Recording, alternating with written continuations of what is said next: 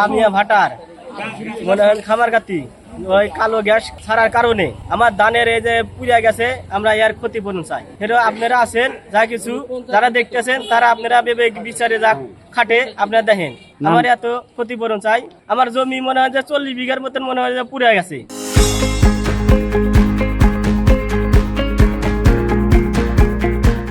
কিন্তু আমার অনেক লোক আছে সম্মালারি, কম বেশি সবারই আছে, মনে হয় যে ওজনের আছে 1 বিঘা 2 বিঘা 3 বিঘা পর্যন্ত মনে হয় যে এরকম পড়ে গেছে। মিসেস লামিয়া ভাটার অবৈধ গ্যাস এবং আগুনাত্মক ধোঁয়া ছাড়ার কারণে আমাদের পাশের আবাদি জমি ক্ষয়ক্ষতি হয়েছে।